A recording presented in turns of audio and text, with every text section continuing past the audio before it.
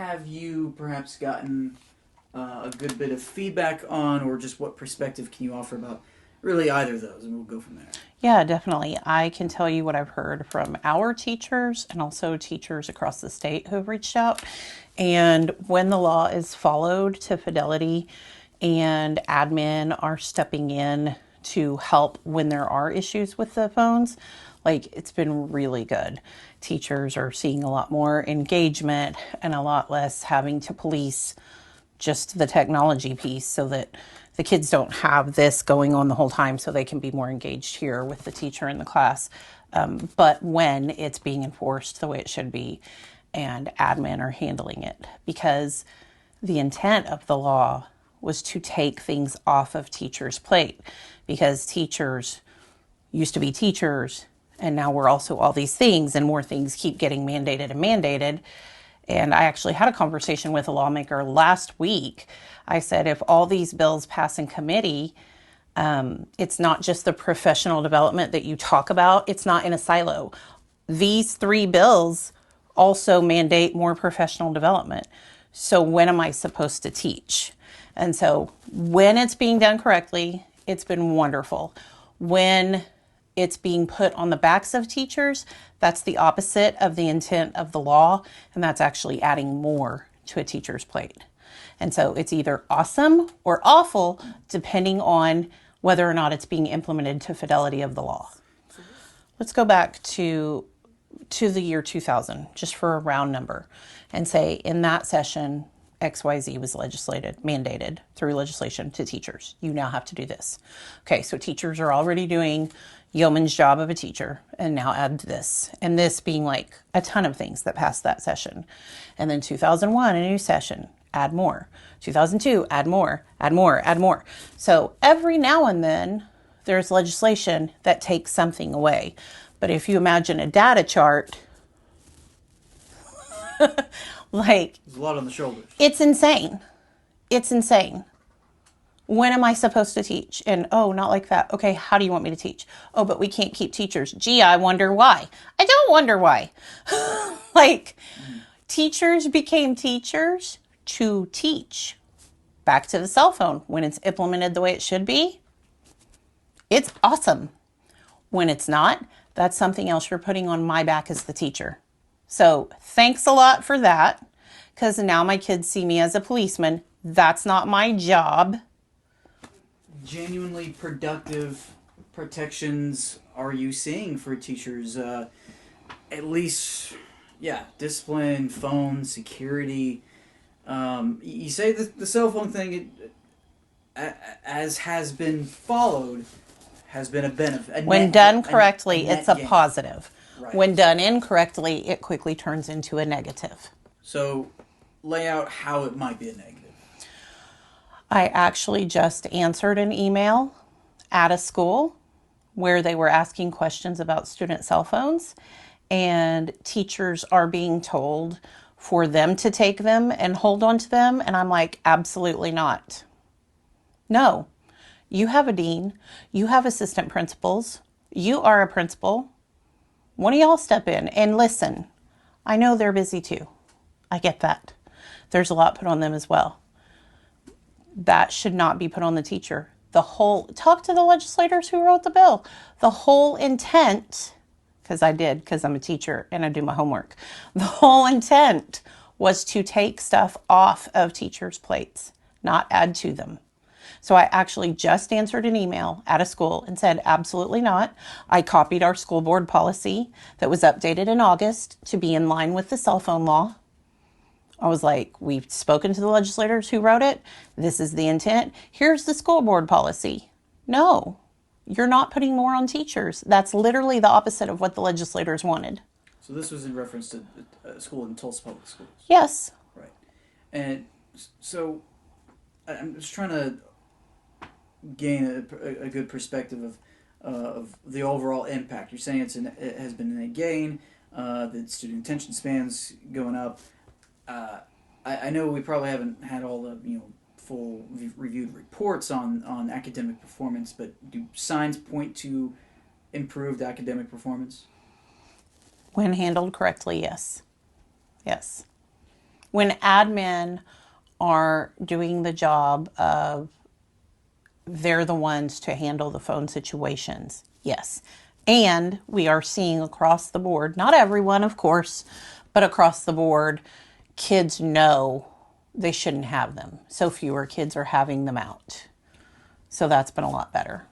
When it comes to extending uh,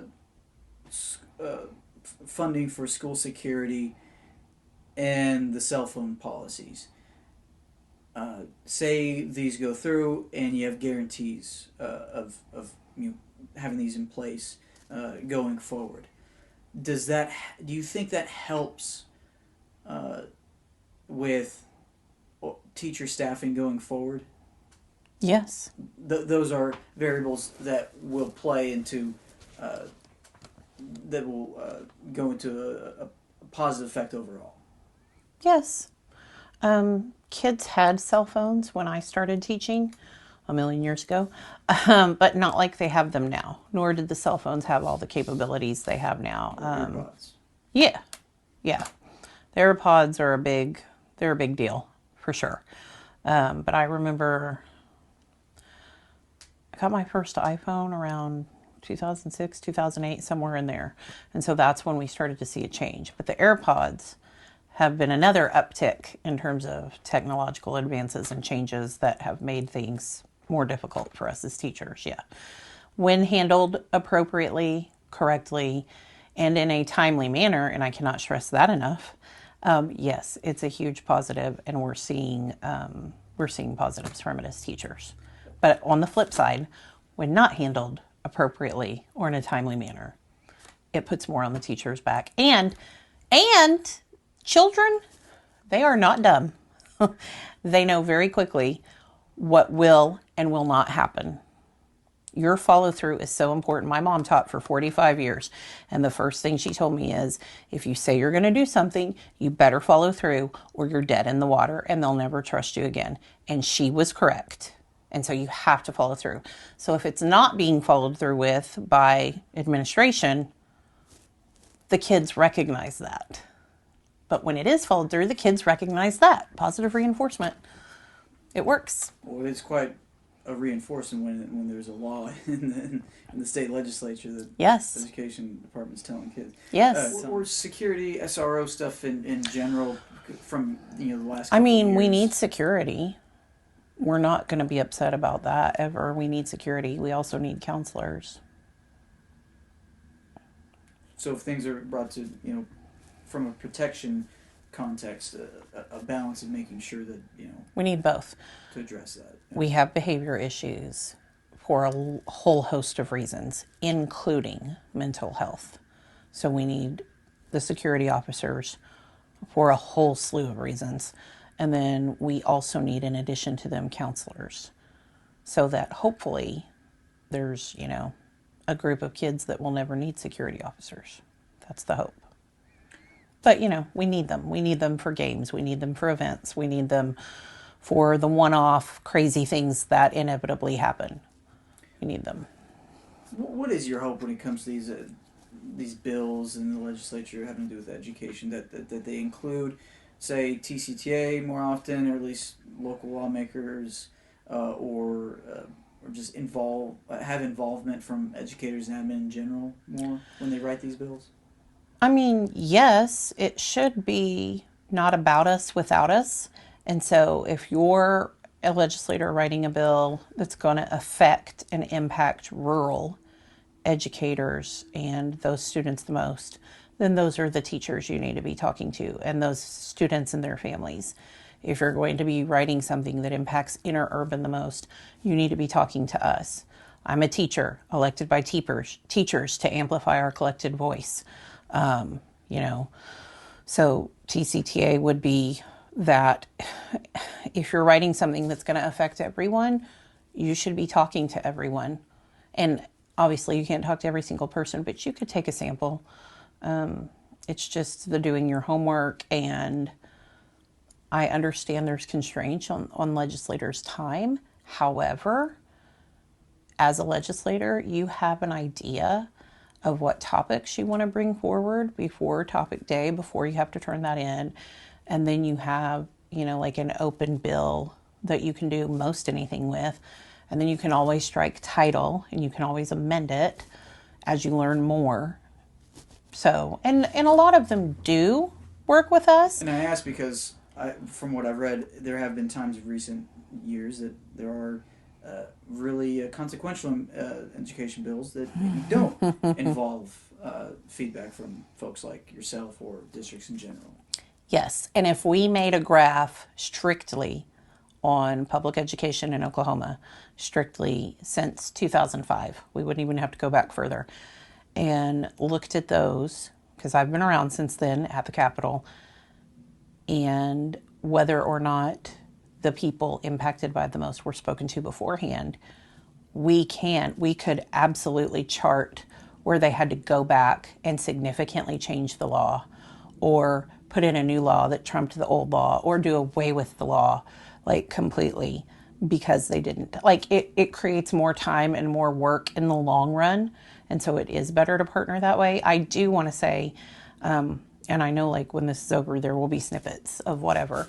I hope that you will include this. Like several of them do work with us.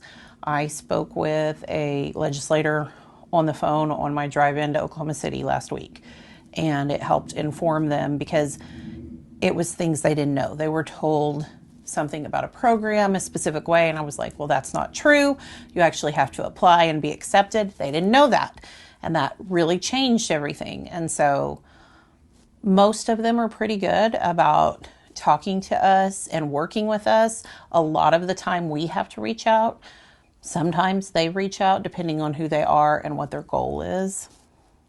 But yeah, I mean, most of them are there for the right reasons, but I just want them to be as informed as possible. And like when a rural legislator speaks about things going on in his district, I'm not telling him what is and isn't true. I'm not from a rural area. I can't do that. Nor should they be telling me about Tulsa and Tulsa Public Schools, which I've been a lifer, and my whole family went through here, and so did my kids. So all in all, you're in favor of things that help, but also are not adding to the mountain on teachers' shoulders of legislation from the last 20 more years. Yes, because it just continues to increase, and people don't recognize it. For example, I was speaking with a few legislators last week about professional development, and they're like, oh, well, that's not. And I'm like, actually, in that bill, it says, and this training. And they were like, oh, I missed that. I'm like, well, it's in like 5 of the bills that came through.